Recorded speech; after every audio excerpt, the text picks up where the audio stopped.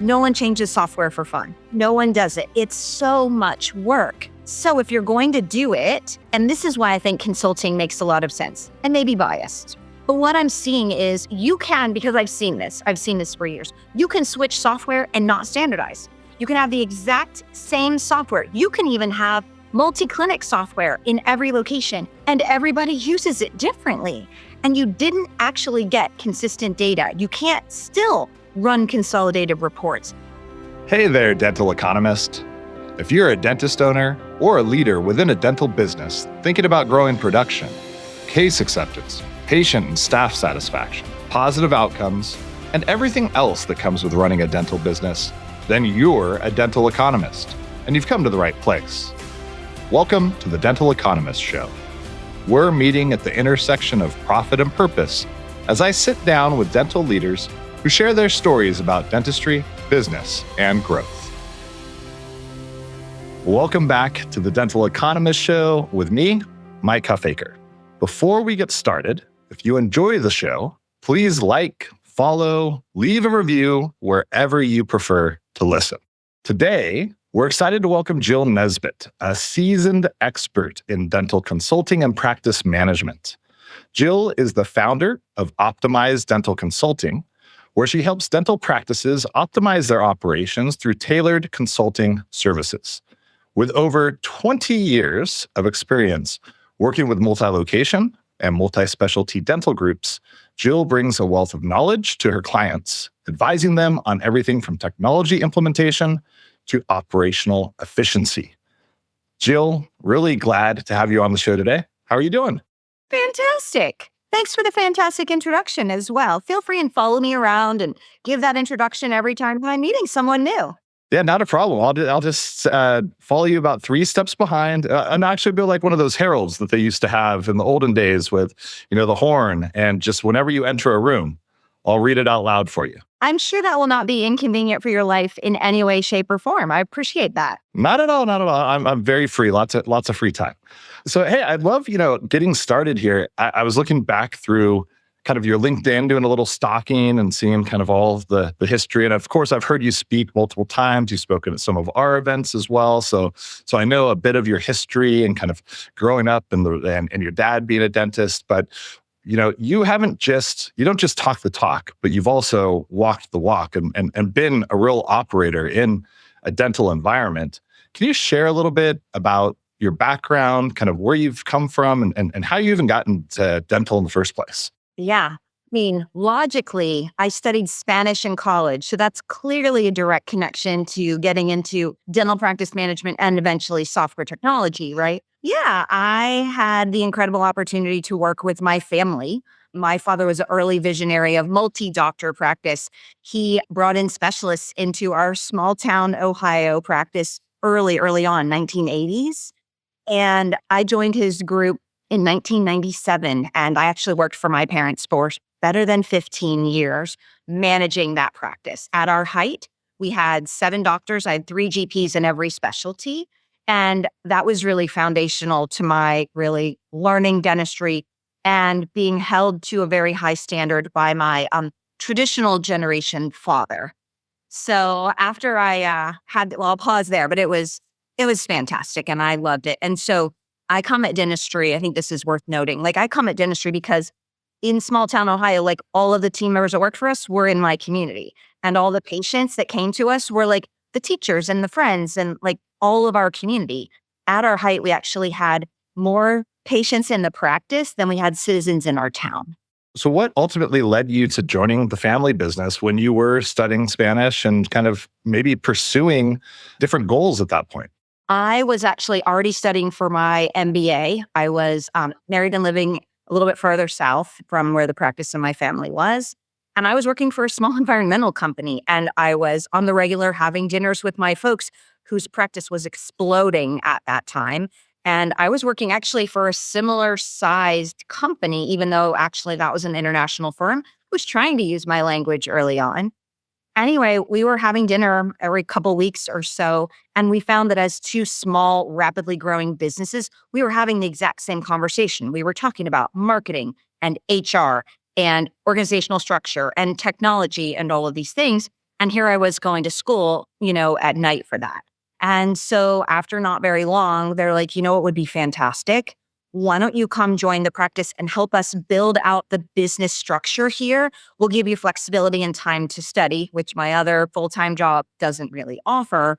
And we agreed I would just do that for a few years until I got my degree. Well, funny how things worked. After I got my degree, what I realized from all my friends in school is that they only got to study one piece of it. They got a job in marketing or in logistics or in one piece. Whereas I'd walk out of class and we'd say, all right, class was on org behavior today. Let's talk about how we're doing things. And my dad was immediately like, awesome. And we would talk about it. We would have lunch. We would talk about it. And then we would implement it in the afternoon. And so it's just, there's nothing more fun than really working on your small business. And after getting a taste of really having the opportunity to dig in and do anything we wanted. Now, I say anything. It was clearly up to my father, what actually got done, but it was so much fun. And so I was like, this is fantastic. And so I got my degree. He gave me a nice raise and I stayed, and poof, there went 15 years. Yeah, that's awesome. So you got to learn different theories, learn different approaches, then turn them into reality and actually have the ability to do that and see what it would look like when implemented and what the outcomes were. So you were there for 15 years and you transitioned then into technology implementations with Henry Schein One. What was the impetus for deciding to make that change? And how did you come to the conclusion that that was the new path, kind of maybe the little bit of a pivot, still same industry, but a different focus that you were going to pursue? So actually my focus was consulting. I eventually moved down to Nashville, wanted a little bit bigger city, a little more fun, a little warmer than Ohio. Anyway, so I started doing some consulting, and pretty quickly I was working with these multi-location groups. So I had a couple 4-location group clients, and pretty quickly they were saying, and this is 15 years ago now, 10 plus, they were saying, okay, I can't trade my hygienist between locations because they don't know the software. I can't get consolidated reporting. You're the consultant. What software should we use? I'm thinking, man, that is a great question. I looked around, and again, 15 years ago, saw that Schein had an early attempt at cloud-based software. And I had a friend that was actually running a DSO and was an early adopter of that software. And so I thought, I got to find a solution. So I took the job with him, did integrations, really learned, all right, what does it look like to work with cloud-based software? And found pretty quickly it was bumpy and ugly at the early days of cloud, but it was still so much better than the shared Google documents I'd been creating with my clients. And so I'm like, all right, I did that for a pretty short period of time, less than a couple of years. And I'm like, all right, I'm going to go back and do consulting. Now I know this is how we could do this. Well, little did I know, I was actually working for Schein's largest customer. And so they offered me, they're like, no, we don't want you to go independent. We want to create a role. And so that's how I had the opportunity to, frankly, build out customer success for Schein's cloud-based system. And that also, in large fashion, gave me the opportunity to get foot in the door with dozens of the major players. So I kind of leveled up from working with smaller, just leveled up, but just broadened my experience, right? From multi-doctor groups, multi-locations, small groups. And then I got to see, what are the big boys doing? And that really, over the last then 5.5 years there, gave me such incredible insight into what does it look like to design enterprise class centralization, standardization, workflows, all those things. But I'll pause there because I have a feeling you're going to give me the next leading question. No, yes. Well, that actually explains a lot, because when I look at your background, one of the things that struck me was that you've always been entrepreneurial. Like you've always had different consulting roles that you were doing, or different businesses that you were launching, kind of in conjunction with, what you did with the family business. And so there's kind of always been this, at least desire, is what it appears to be based off your background, to launch out on your own. And so it kind of leads us to where we are today. So you spent the 5 years with HS1. You built out this customer success function, this implementation function for enterprise cloud software. When did you know it was time to go and to launch on your own? And what was the thought process that kind of got you to make that decision? So, which I know can always be scary. Maybe less so for you because you had so much experience doing it previously, but walk us through a little bit about how you thought about that. Well, first, I was really successful and that was really fun. And after I delivered kind of a first national account, thought that was great. Didn't necessarily want to do it again. I really like doing new things, right? But what I also found was I kept seeing a situation where I'd have two different clients that were, from the outside looking in exactly the same, similar model of practice, similar number of locations. One would despise the software, just hated it, thought it was garbage. The other was like, this is the greatest thing. I just love you and working with this and it's so wonderful. And I'm like, what am I missing? And that happened more than once. And so I kept thinking, there's a gap here. And what I decided was, I think there's a gap in the marketplace, specifically around it's not necessarily the software. I'm a huge fan of good software, obviously. But what I am finding is it matters that you implement it well. And so I wanted to and started a company specifically to do a very niche service, which is implement dental software successfully, because I'm not finding that is a service that's generally available. And Mike, I could not be more fortunate with the timing of all of this as we're watching interest rates and all of the things going on, that all of a sudden this last year and change that people are suddenly now interested in, how do I actually standardize my software, when for years we just bought practices and kind of let them grow and do their own thing. But now I'm really loving that people want to run a good practice, to run a good multi-location group. And to do that, my experiences, because I am not clinical, and in fact, I have this terrible inherited, gift of I faint with needles, like not my scene at all. So, but if I really want to run a good practice and I really want to partner with my owner doctor, well, then what that means is let's get the software right, because that's where the full workflow comes from. So that's what I'm doing now. And I'm absolutely loving it. I've been doing it for 2.5 years.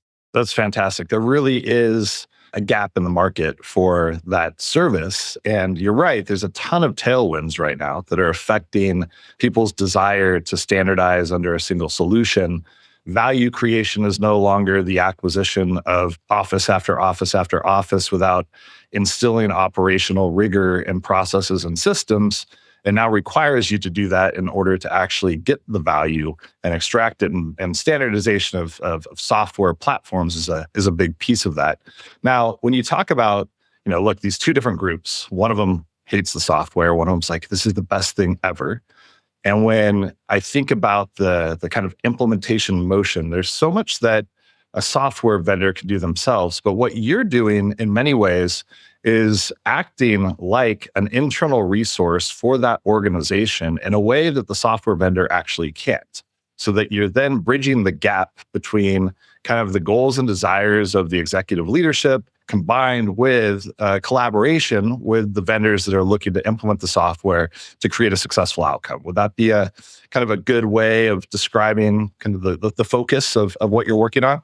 It's perfect, because I had this job. I worked for the software vendor, and I know no matter what, at the end of the day, the customer would still look at me and say, well, you're still working for the software vendor, so your opinion might be biased. Your recommendation is likely influenced, all those things, even though I'm like, this is just me. Like, I work with you all the time. So I found some of that. I also found some of the gaps in that they're only going to let me in so far because I don't work for them, right? So what I'm loving, so a couple of different things that I'm loving about this is, first of all, I can really fill in, and I have a team now too, it's not just me, but we can fill in that gap. And because we are directly working for the group practice or for that DSO, our allegiance and our support and our advocacy is very clear that you are paying us, we are working for you. But the nice partnership back with the software vendor is that I've been in your shoes. I know exactly that we have complete alignment on what we see as successful outcomes. And so I know that your success is my success, is the client's success. And so that's a perfect fit for how I can fit in. And I have the bandwidth and the time and the expertise to fill in where those gaps are. And that's also at a moment where, frankly, our friends in dentistry, they're short-staffed and they're running 1,000,000 miles an hour. A quick story. I just got a new client actually this morning. Congratulations. Thank you. And it's a private equity backed firm that was part of the due diligence evaluating should they work with my company, et cetera. But I found it interesting when I was talking to them, the private equity woman said, because I said, what are your concerns? What are your thoughts about bringing us in? She said, Jill, there's 5 people at the support level for this DSO. There's 5 of them. We just don't have the bandwidth to get this done. That's why we're seriously looking at you. And I think that's probably a pretty common story that people look at a DSO or they look at a multi-location group and they know they have, sea of everything.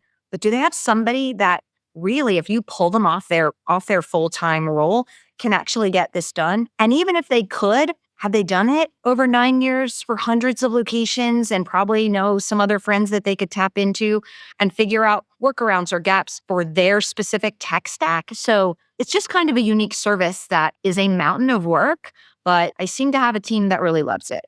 Yeah, it's been really fun to watch the growth of yourself and your organization. I think you spoke first at our Ignite Summit, I think 2 years ago, and that was shortly after you had launched. And at that time, it was you. And now you do have an entire team. You're really kind of establishing yourself as the premier solutions provider for technology implementations in the DSO space. So it's been great to watch. I think when I look at this industry as a whole, you mentioned like, hey, this didn't really exist before, which sounds ridiculous. You'd be like, how does this not exist? Because you look at other verticals and, let's just talk about, you want to buy Salesforce and implement Salesforce. Salesforce sells it to you. And then they're like, you find somebody to implement this. Like, we don't want to have anything to do with this anymore. And it's an entire cottage industry. There's dozens, hundreds of companies that are supporting and building really strong businesses kind of on the back of implementing these complex technology solutions in other verticals. Dental never really had an enterprise solution that, it was not thought of as something that was needed. All of these practice management tools that were softwares that were initially built were built for solo practices because that's what the industry was. It was independent practices, not affiliated with larger groups. It's the same thing that comes up when I'm talking to other CROs, VPs of sales for different technology software companies. They're like, I'm looking for really great enterprise software sales in dental. And I was like, you know who those are? Those are the founders of technology companies because there was no enterprise sales for software before. You had enterprise sales for supplies, like the large group sales, but it just didn't exist. So it's neat to kind of be part of a category creation that didn't exist previously. But I digress. So question for you to get maybe a little controversial. We work with a lot of groups. You work with a lot of groups. You've worked with a lot of groups for many years. Not all groups are created equal. We know this. Leadership matters, like it always does in any business. When you're having conversations with people, have you gotten to the point yet where you'll have a conversation with a group and say, like, this will not be successful because you know that they don't have the will or that they don't have maybe the talent at the top or they have not put the internal infrastructure, or it is just not a priority and they're going to maybe try to put all the responsibility on you when you know that it still requires a desire and internal buy-in to make this successful? So I am getting far better at sort of standing my ground, shall we say. And with, I'm adding, like I said, I'm excited about a new client and I'm adding a new team member also. And because of that, I've actually spent a little bit of time over the last couple of months even putting together kind of a next layer. Once we get a client, what does the kickoff look like? And getting very clear about all the resources. But that has actually been part of the initial conversations. And I'm doing a better job, I think, of having that discussion even before any contracts are signed. So, because it's not just like you'd almost think, and honestly, it's crazy how much effort this practice transition actually takes, or this software migration project. Because you think, okay, I've done my job. I found a consultant where we really don't have that's not a major industry in our world yet. I found someone, they're going to do all the work and we're all good. And then I have to turn around also and say, not only do you need to hire me, we need to really sit down and have a conversation about training resources. Most groups that are hiring us, they are still small enough that they don't have necessarily an internal training resource, or they might probably hit her up to like try and lead the whole thing, right? So they don't actually have that. So we talk about How do we get that? How do we source back with the software vendor? And how do we then convert that over into internal resources? So like, what does that look like? Because that's a plan that is absolutely required. Secondly, we talk about RCM resources. It is absolutely required. I learned pretty quickly on my very first client a couple of years ago. They said, oh, yes, we're hiring an RCM director. I'm like, great. And then they didn't. And I ended up not only managing a go live for 20 locations, but I was managing fee schedule. Like, it was ridiculous. And that is not that's not what I love or want to do. And that was a gap. Like, and then I got a little bit caught, right? But and that in the end, it's the group itself struggled. So now I also will again think about what's going on and let me help you understand how a software implementation impacts your revenue cycle and what that looks like. We don't convert insurance. We're not converting AR. Like, let's talk about what that can be and what that looks like, et cetera. So the revenue cycle. And third piece, of course, gotta have an IT resource and they gotta have somebody they trust. There's a ton of lightning that person can do. They can take some of the lift off of the office team if I have the right team members from IT that can help me. And I think the other piece under RCM is I'm also talking about, look, when you understand what it looks like, you have this beautiful, clean software.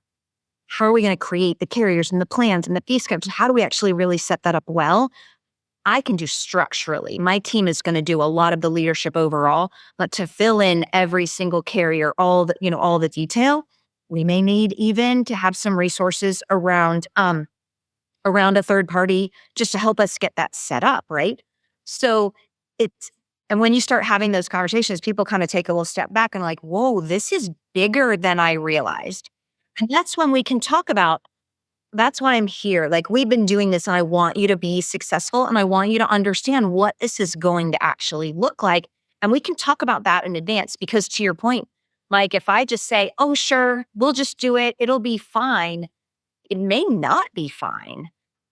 So yeah, I'm getting better, but I haven't had to like point blank tell someone like, you don't have the plan because they also come to a consultant saying, help me put together what the plan needs to look like. And so hopefully we're evolving to what that plan is that I think makes sense and then can price appropriately. And then let's do it.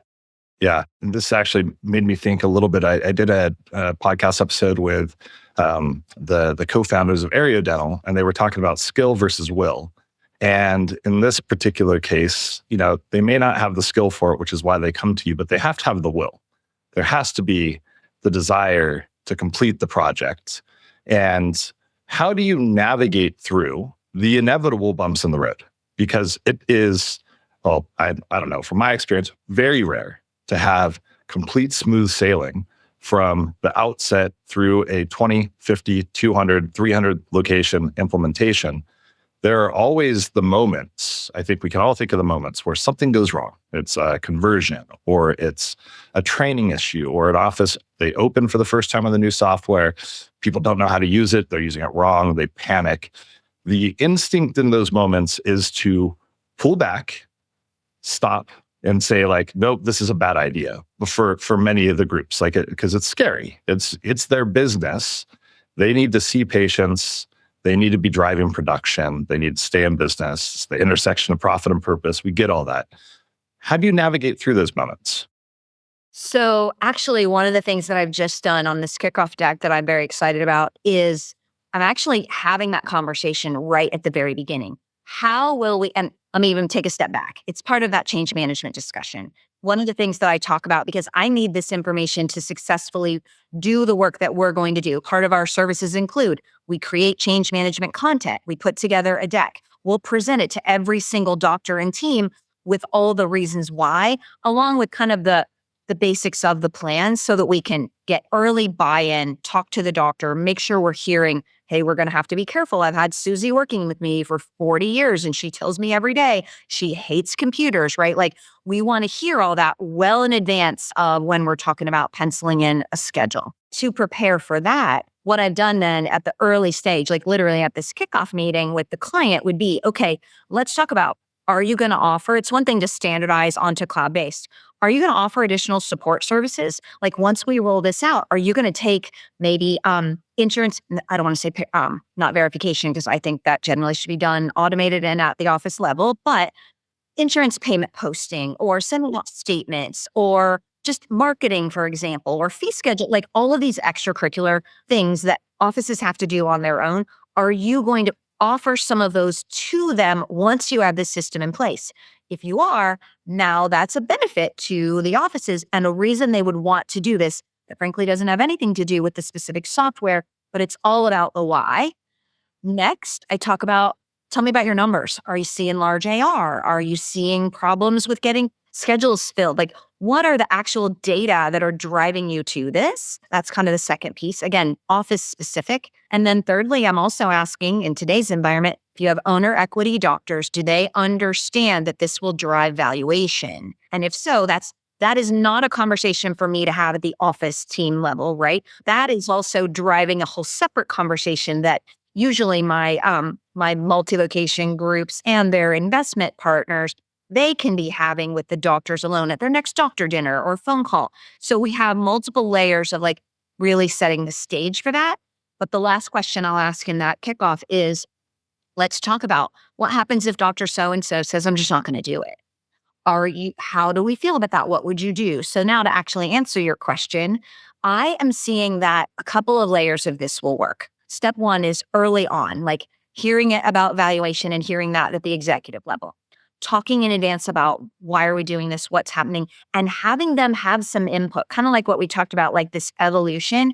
Tell me what you think. What are you concerned about? Who do we need to work with? Like, what does that really look like? But even then, like they may then get closer to it and just say, I don't want to do it. You've changed enough, right? If you've relatively recently affiliated, you've already changed my bank and you've already changed maybe some supplies that I like and I have to use your lab. Like it just feels like a lot of change. So it's not even that they're against the software change. They're just against any change. So the other part of that then is, okay, can they go at the end? Can we put them towards the end of the line? Can they then start to hear successes from other doctors and other groups? Can we then put our arms together from the consulting side with the operations leadership, with our, maybe even the business development, director over at the multi-location group, because they are the ones that probably have known that doctor the longest. How can we then continue the conversation, but not make it forced? And then they can see when they're maybe not necessarily under the gun, here's how this has been working. And we can kind of continuously show the success from other practices going live. And I think just having a little bit of grace and just spending a little more time. I also, I'm actually working on a quote right now for another group that wants to work with me, which is exciting. But I'm talking with them about this is actually a strategic partnership. Like this is not a transactional kind of work that like, you're going to pay me and I'm going to do these 6, ticky-tacky things. Like we are going to organically talk about what are the challenges that come up, how would we solve them? And that's where it's nice to work with a consultant who's been doing this for 9 years and has a team and we've been in dozens of offices, right? So we can say, well, when we ran into this in another group, here's what we tried, or here's some content that we've created that maybe we can massage and tweak specifically and customize for you. So those are some of the ideas and things. I hope those sound familiar to you. I bet you've lived a lot of that, Mike.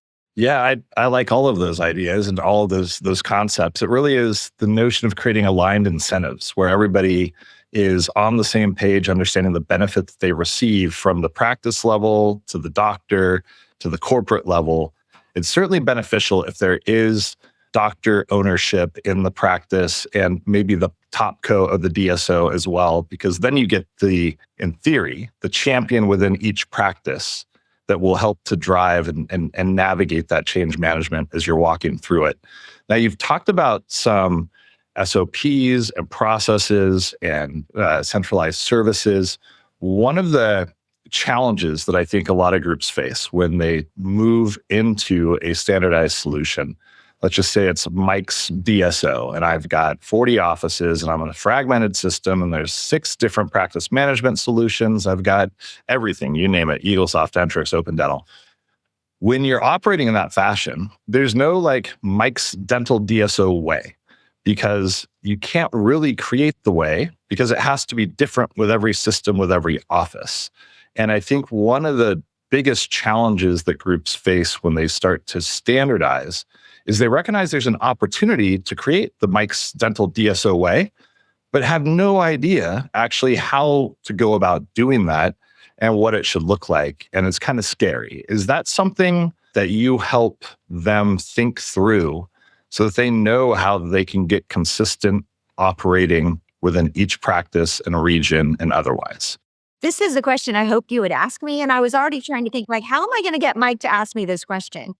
You did it. You succeeded. You got me to ask it. I think you just thought it, and then it popped in my head, and there you have it.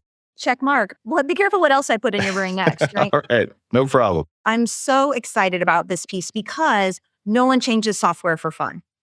No one does it. It's so much work.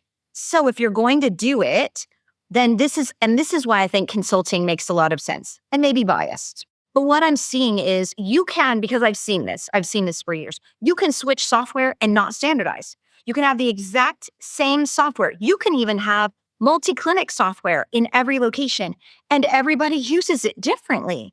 And you didn't actually get consistent data. You can't still run consolidated reports. You don't have standardized processes. You don't have any documentation. You have no way to support your regional managers. So I've seen it done, but done in a way that, like, yes, we switched software, but we didn't accomplish the business outcome we were shooting for at the beginning.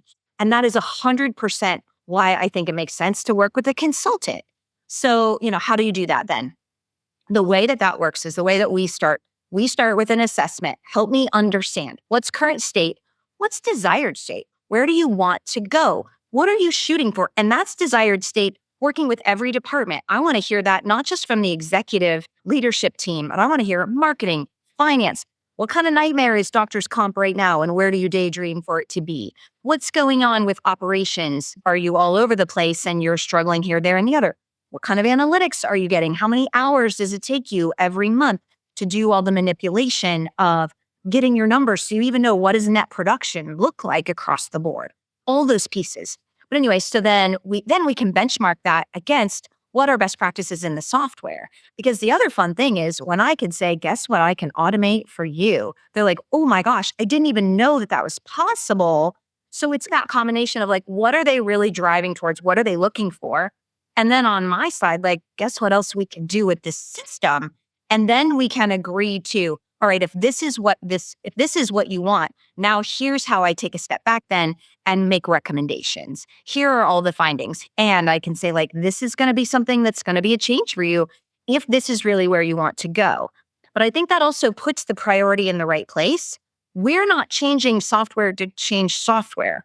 We're making a business decision to evolve our dental group practices to accomplish measurable goals, to achieve organic growth, to achieve, what we're really trying to deliver, improved standard of care, all this great stuff.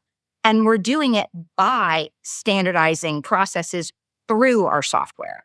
So yeah, I love that so much. And in fact, side note, I did this well enough with a client. It was a 4-location group that said, we need to streamline our revenue cycle. I wrote it all. I went in, evaluated current state, found some things, because the other part that can happen, and this is where I think a consultant, again, makes so much sense, because some things, they don't have anything to do with software. It's decisions or comments that an owner doctor might have made that the team listened to and has been following for the last 5 years, that they have built these massive systems around. So for example, this group, the doctor at one point made a comment about, we should charge for missed appointments, but we shouldn't charge, like, on the statement unless this special circumstance, and we shouldn't charge the first one, but the second one. So imagine you're the revenue cycle lead. What she had done, this is software. It doesn't matter what software you've got. How are you going to now have a charge for that patient for a missed appointment, but not send a statement for the first one, but only for the second one? So when I go back, and that was just one of the findings that I discovered when we were going through this whole, assessment. Oh, the other part, she was reviewing every single individual patient ledger before she sent out a statement. And side note, the owner of this 4-location group said, Jill, I've already got my eye on 2 more offices.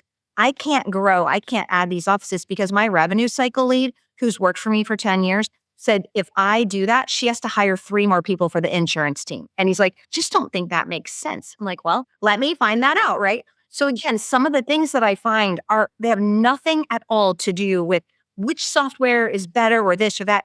It's the workflow. So that's why working specifically for you, when I can sit down and we can go through it with the team who then knows I'm working for them. I'm not here to criticize. I'm here to kind of put my arm around them and say, let me help you. What are you running into? And then we find something like this. So when I went back and told the doctor, I'm like, so side note, you made this comment and here's what's going on. And this is what she said. He was like, oh my goodness sake. I don't care about that. Like, I think I said that 5 years ago. It doesn't matter to me.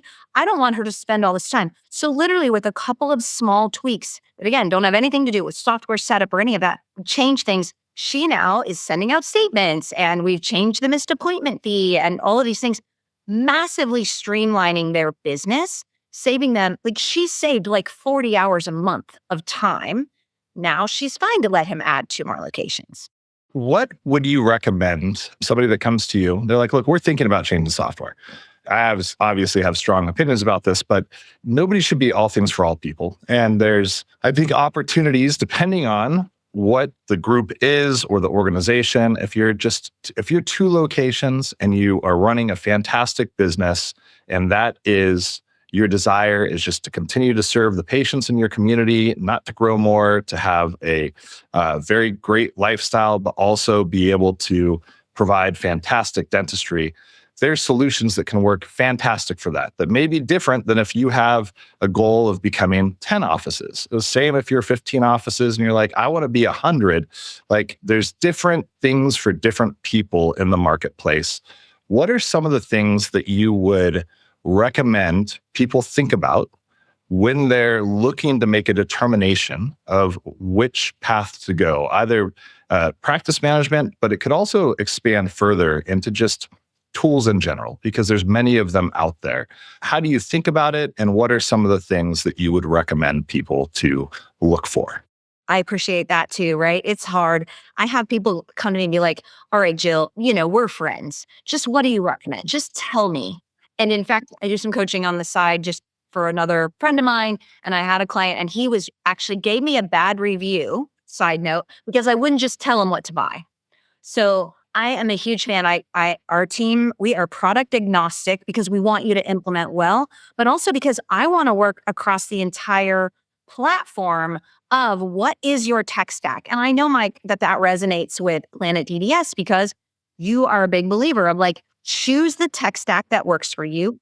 But we do have to keep in mind the integration side. And so a couple things that I encourage. I start asking questions. And what I think is important is just helping them to think about what is important to them.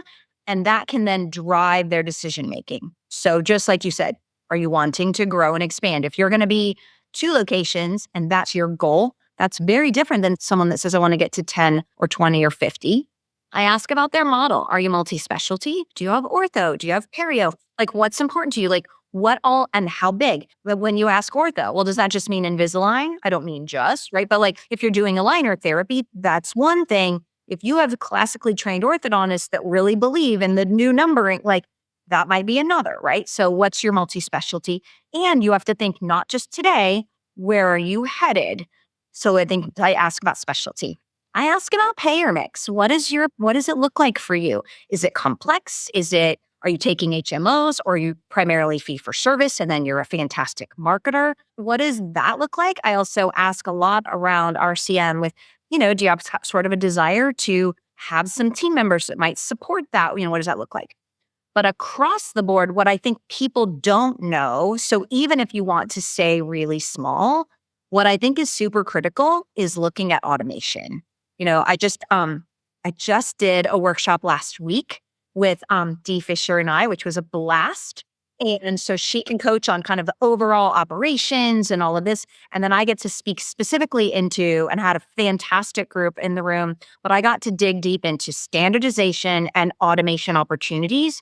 And we talked through There's so much out there with dental software today that you may not know about. And so I think that's the other part. If you're struggling with hiring or you're struggling, I think we're all like, it is not easy to run a dental business these days. Overhead has increased, staffing challenges, all the things that you speak about macroeconomically on this podcast all of the time.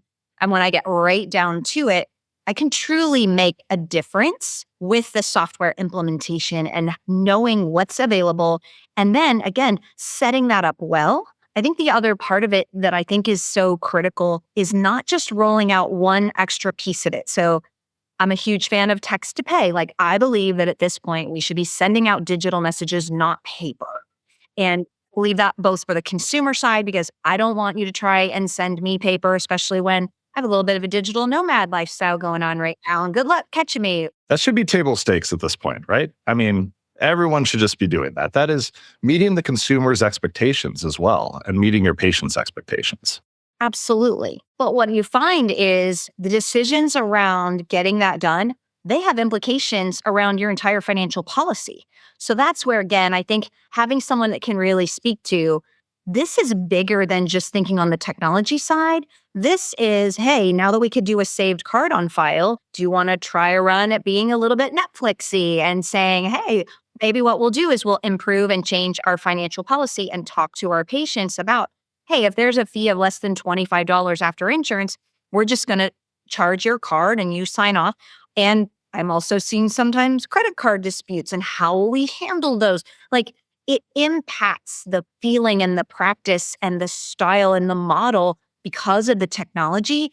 But until you actually know what is the technology, and then you take a step back and think about how could that impact what I'm actually doing and the experience that I'm providing to my patients and to my team, there may be some other things to consider that you didn't even know about. Do you have clients that ask you about costs and about what they should be investing in technology and what that should look like? The question comes from a perception that I've built over the past maybe 5 years of there being a general belief in many dental organizations where they're thinking very much about the bottom line and not as much about opportunities to increase top line or thinking as much about the operational efficiency that can be gained or the fact that with automation, you're actually should not be comparing an apples to apples cost of current solution, but you should be comparing what your reduction in labor cost could be, along with what your increase in production could be,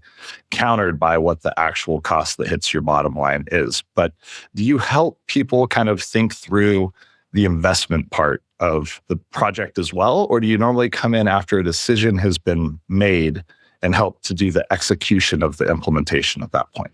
At this point, because I'm pretty early stage, right? 2.5 years into doing this, I'm mostly coming in after somebody says, hey, we've decided we want to make a move to Denticon.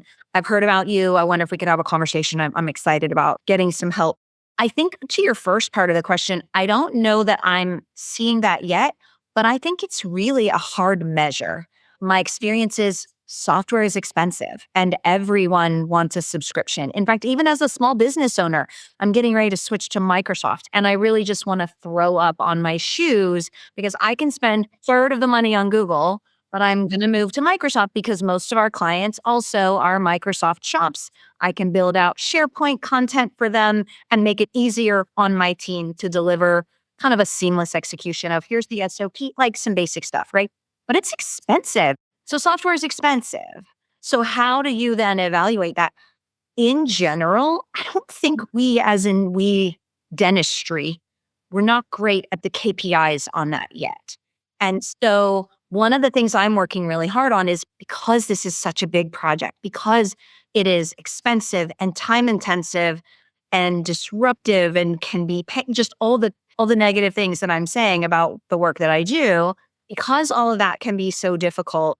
What I'm really trying to do at the outset with my clients is to talk through, let's talk about current state. I know right now, like just from some of the clients I worked with, it takes them 2 full days at an executive level to run doctors' compensation because we're now, and that's the time at the executive level, that has nothing to say about at the end of every single day every office manager across the organization is running garbage reports. I say garbage because I hate this for my team so much because I was an office manager, but I've been in offices where the last 40 minutes of an office manager day is spent running end of day reports. They're battling through the deposit slip. They're getting all their net production numbers. They're having to fill out pieces of paper by hand because they couldn't figure out how else to do that.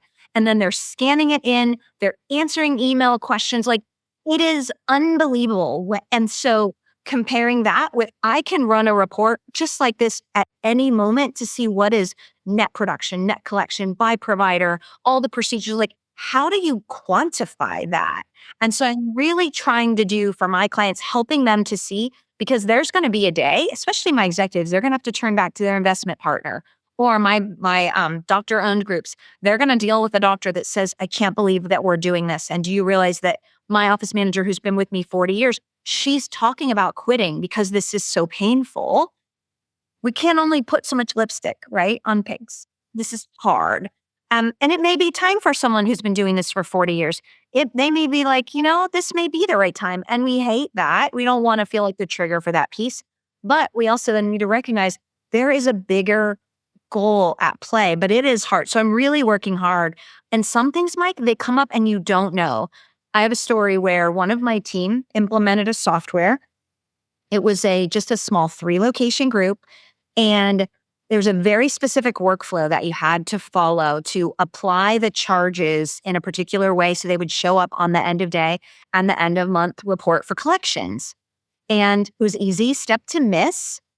And so it got missed. My team member at the end of the month running again, because that's one of the things that we are doing. We are helping you with quality control. We say we can help you define what a successful go live look like. Go live and just using the software, that's not success. We'll define the very specifics and we'll help monitor to make sure what does that look like. And it looks like, of course, is all the things you know. Signed clinical notes. It looks like processing claims. It looks like paying our doctors the right amount and on time. So she runs this end of month report for collections and we're missing $100,000. Like, she knows, she's been working with this team well enough. She knows these numbers. She's been monitoring and seeing it. And she's like, what is going on? She finds the problem. No one else found it. She finds it, discovers root cause, that they were missing some specific checkmark box on each of these situations. And this was a surgeon. So this is big money.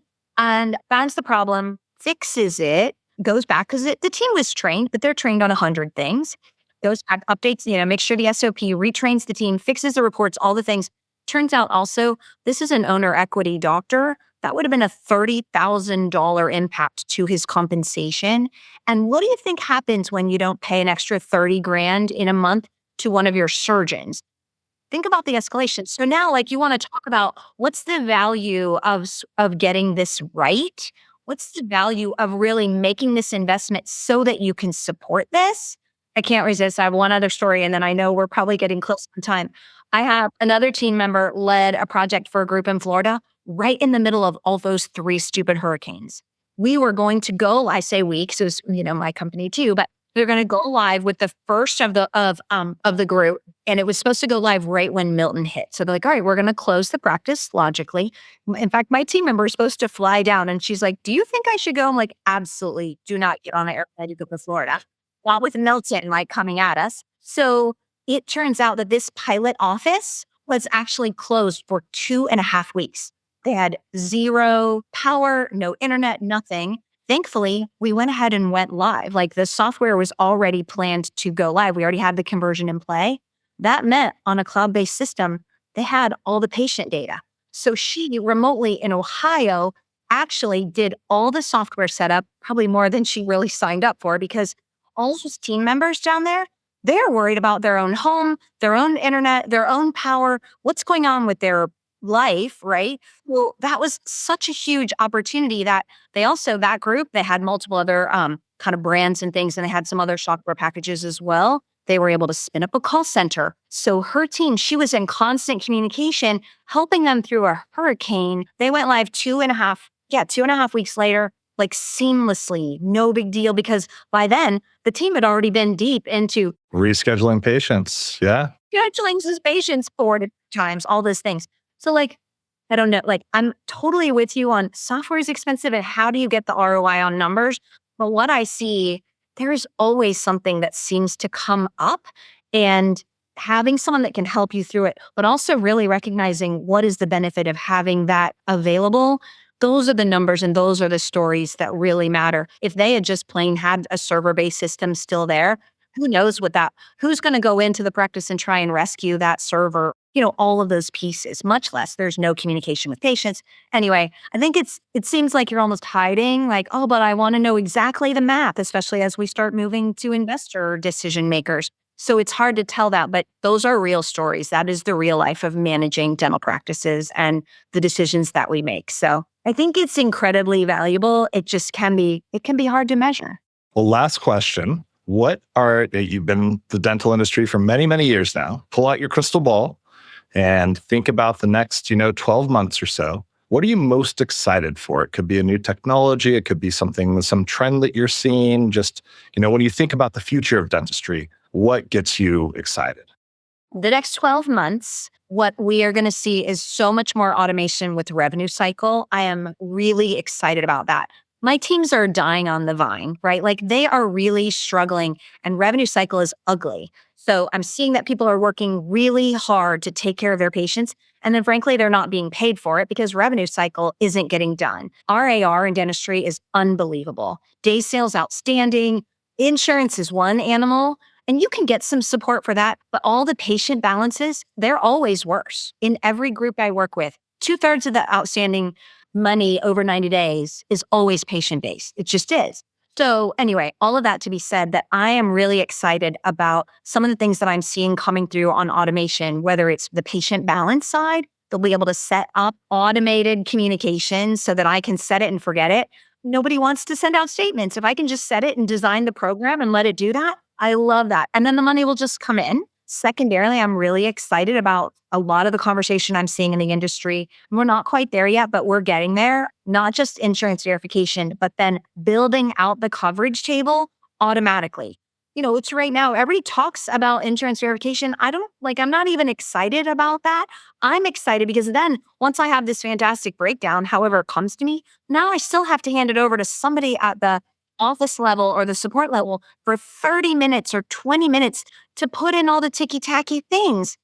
And they get interrupted. It's just a pain in the neck. So I'm really excited about when that becomes automated because again, now I don't think anybody comes home at the end of the day and says, guess what, hon, I had a great day. I entered 10 different, coverage tables into our dental software. Like, ugh. But I think if those people instead get to then sit down, and this is work that I used to do 100 years ago that I loved, but like sit down and talk to people. I know you have a expensive dental treatment plan. Let's talk about how it's going to impact your smile and your function and the food that you can eat and the job that you're going to get and the girl you're going to flirt with and all the fun things, right? Like when you actually get to do that work, that's dinner table conversation and that's more meaningful work. So in an industry where we really want to keep attracting the most fantastic people to help us and really evolve health, that's the work we want to do. So I'm excited to automate more work, to give our teams more time, and then to refocus them on the part of the job that frankly is the most fun and the most meaningful. How can people find you? Oh, come hunt me down. Check out my website. It's optimizedent.com. And I am magically Jill at optimizedent.com. Hunt me down on LinkedIn. And side note, I love to talk about technology. So even if you're like, oh, I should only call her if I'm going to hire her and she won't want to talk to me, like I love to talk about tech. So feel free, reach out, email me, text me, message me, all of the fun things. If it's something even you just want to have a conversation because like you said, I've been around for a while and I really enjoy helping groups get their arms around what is going on with technology and maybe giving them some ideas about how they could kind of get started to make some real advantages in their group. Well, this has been fun. Thank you so much for joining, Jill. Really appreciate it. Thanks, Mike. It was a blast. Thanks for inviting me. The Dental Economist Show is brought to you by Planet DDS, home of Dental OS. To find out more about how cloud-based dental software by Planet DDS helps unleash dentists and their staff to focus on patient care, visit www.planetdds.com. Stay tuned for upcoming episodes by following wherever you listen to podcasts. And thank you for listening.